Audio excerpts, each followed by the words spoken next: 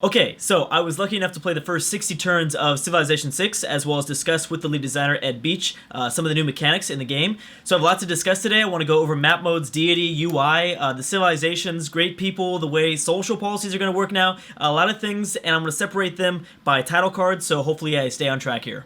So, map modes. Yes, they're going to be a thing in Civ 6, and off the top of my head, I can only really remember a few. There was a political map mode, there was a religious map mode, there was like a continent map mode, and then like a where to settle map mode, kind of showing you maybe some good spots. And this might possibly be moddable. I don't think the designers are for sure yet, but I think it's safe to say that this is going to be moddable, so maybe modders can go in there and maybe add a few more additions to those different overlays, but this obviously is some great news. So one of my first questions was about deity difficulty, and I wanted to know if the AI was going to play smarter or if they were going to have to give bonuses to the AI for higher difficulties.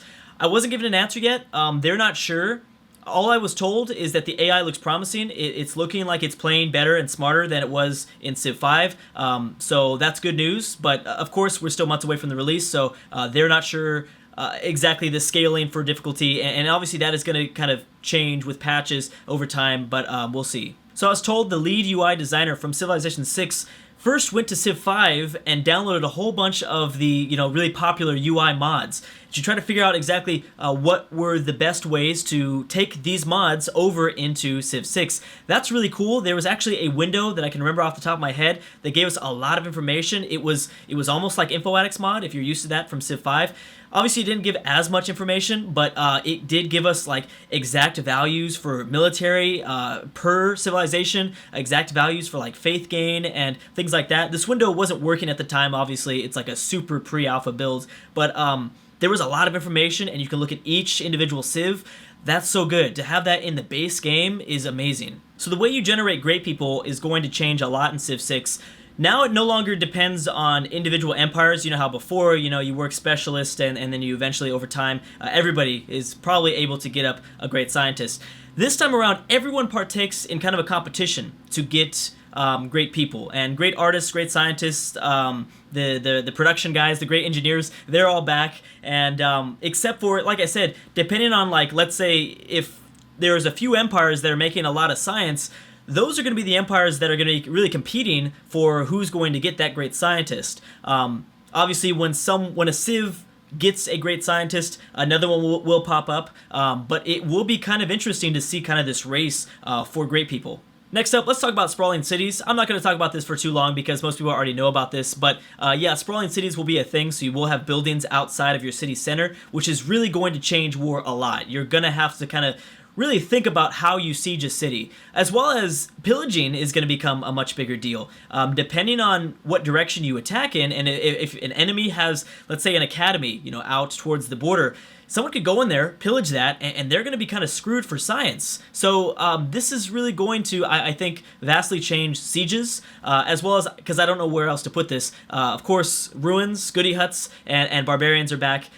This has nothing to do with sprawling cities, but I didn't know where else to categorize this. Now let's talk about the actual civilizations themselves. So the concept they use from Civ 5, where you have one unique ability and two unique units or two unique buildings, that same idea is being pulled into Civ 6, and I'm actually really excited for that. I never was a fan of the like build your own empire sort of thing, or make your own bonuses or whatever that is, as well as you're not going to see the same exact units or buildings or abilities from Civ 5 into Civ 6. So they're going to make sure that everyone is different. So just because America was a certain way in Civ 5 doesn't mean that they're going to be the same in Civ 6. As well as it's safe to say that most of the leaders, I think all of the leaders will be different too. So just because like Ramses was the leader of Egypt doesn't mean that he will also be a leader in Civ 6. Now this is just my prediction, but I think it might be safe to assume that over the course of Civ 6's life cycle, we might see way more than 43 civs at some point. I'm not saying, of course, not upon debut or release. I don't think they're even going to get close to 43 civs upon release. But I think with time, I think they're going to add a lot of civs, and that makes, obviously, I'm really pumped for that. So let's talk social policies and governments. Yes, governments are back in Civilization 6. Now this is going to get kind of confusing because this is kind of hard to explain, but imagine throughout the idea of social policies in your head from Civ 5, imagine those social policies now in one big tech tree. Imagine the tech tree from Civ 5, but put social policies in there instead. And as you advance into different eras, you're going to be able to research and unlock different social policies, which obviously give you different bonuses and things like that. Now, just because you research these social policies don't mean that you're actually getting the bonuses into your empire. That's where the government comes into play. You can only have a certain amount of policies enacted due to like whatever type of government you've chosen. So I guess, like, for example, you start off with a very basic government. You can only have 2 policies enacted at a time. So you might have, you might have researched maybe like 9 or 10 different policies, but you can only choose between 2 to have enacted at the time.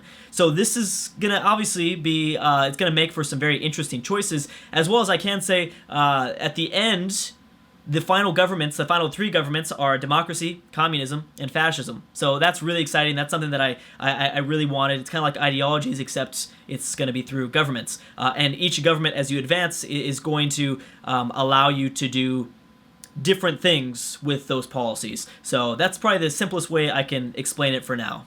So the last thing I want to leave off with is meeting with the developers of Civ 6 really helped me understand and really helped me kind of trust that they know what they're doing. They know exactly why Civ 5 was such a successful game, and they're trying to bring all of those really great features over into Civ 6 and improve some of maybe the features that weren't as great. They clearly know what worked and what didn't work, and they're on the forums. They're always listening to our feedback. So if you don't like maybe some of the changes that you're hearing about, or maybe you do like some of the changes you're hearing about, either way, they're going to know about it, and they're going to try to bring in community feedback. They definitely are on the forums, and like I said, they know exactly why Civ 5 works, and they're very good, I think, at Firaxis in general is just very good at listening to the community and improving upon what we're thinking. So just kind of keep that in mind. I thought that was by far the best thing that I took away from this event and playing Civ 6. But anyways, guys, if you want to see more Civilization 6 content,